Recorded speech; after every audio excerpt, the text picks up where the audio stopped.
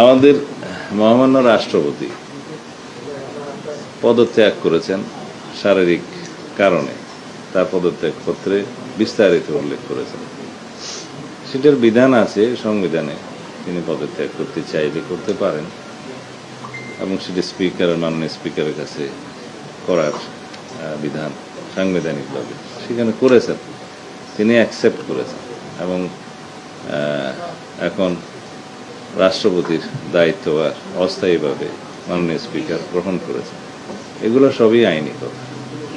এখন যারা তার বিরুদ্ধে বক্তব্য দিচ্ছে তাদের সেটা অধিকার আছে।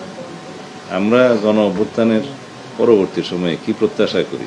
রাজনৈতিকভাবে মানুষের কথা বলার স্বাধীনতা থাকবে, প্রতিবাদ করার স্বাধীনতা থাকবে, সেটা আছে। বিভিন্ন রাজনৈতিক দল, বিরোধী দলের পক্ষ থেকে এনসিপি এবং অন্যান্যরা তার বিরুদ্ধে সে অভিযোগ উত্থাপন করছে, সেটা করতে পারে, কিন্তু আমরা আমলে নেওয়ার মতো কোনো বক্তব্য ওখানে নাই।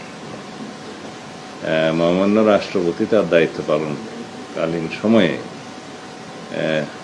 স্বৈরাচারের শেষ দিকে ইন্টারিম গভর্নমেন্টের পুরোটা এবং বর্তমান রাজনৈতিক সরকারের এই প্রায় 5-6 মাস এই সময়ে তিনি সাংবিধানিকভাবে দায়িত্ব পালন করেছেন এবং বিধিবিধান অনুযায়ী করেছেন। আমরা মহামান্য রাষ্ট্রপতির সহযোগিতা পেয়েছি। এখন সেই সময়টায় সংবিধান অনুসারে তিনি প্রিভিলেজড এবং ইমিউনিটি আছে তার, ফৌজদারি অপরাধ ইত্যাদির বিষয়ে কোনো আদালতে মামলা করা যায় না। এর বহির্ভূত কোনো সময়ে যদি কোনো বক্তব্য কেউ দিয়ে থাকে সেটা তাদের স্বাধীনতা আছে, দিতে পারবে।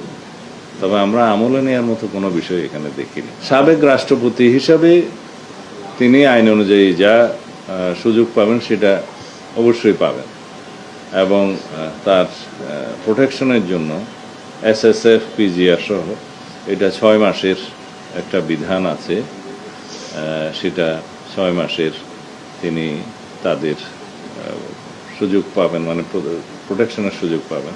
এছাড়া পুলিশ এবং আমাদের অন্যান্য সংস্থার পক্ষ থেকে তার নিরাপত্তার ব্যবস্থা গ্রহণ করা হবে। আইনানুগভাবে তিনি যা সুযোগ সুবিধা পাবেন সবই পাবেন। সনাতন ধর্মাবলম্বীদের যে অনুষ্ঠান, রথযাত্রা এবং উল্টো রথ, দুইটিই যাতে খুব সুচারুরূপে সম্পন্ন হয়, কোনো রকমের কোনো বিশৃঙ্খলা না হয়, সেই জন্য আমরা সকল সংস্থা, আইন প্রয়োগকারী সংস্থা সহ আমরা সমন্বিতভাবে কাজ করেছি। সরকারের গোয়েন্দা সংস্থাগুলো সমন্বিতভাবে কাজ করেছে। কিন্তু এই যে ইলেকট্রনিক ডিভাইসটা ইমপ্রুভ, সেটা ঘটনাক্রমে বা কাকতালীয়ভাবে ওই দিন পাওয়া যায়, সেটার সাথে আপনি সম্পর্কিত করছেন। যে এরকম একটা ছাতার মধ্যে জিনিস পিলারের নিচে আছে এই মেট্রো রেলের, তখন তারা পুলিশ সদস্যদের জানায় কর্মরত, তারা সেটা বেষ্টনী দিয়ে রাখে এবং আমাদের বোম ডিসপোজাল ইউনিট গিয়ে সেটা ডিসপোজ অফ করে। এটা আমাদের সবসময় প্রস্তুতি থাকে, কিন্তু ঘটনাক্রমে এবং সময়টা ওই দিন হওয়াতে আপনি কাকতালীয়ভাবে মিলাচ্ছেন তার সাথে, এটার সাথে কোনো মিল আছে বলে আমি মনে করি না।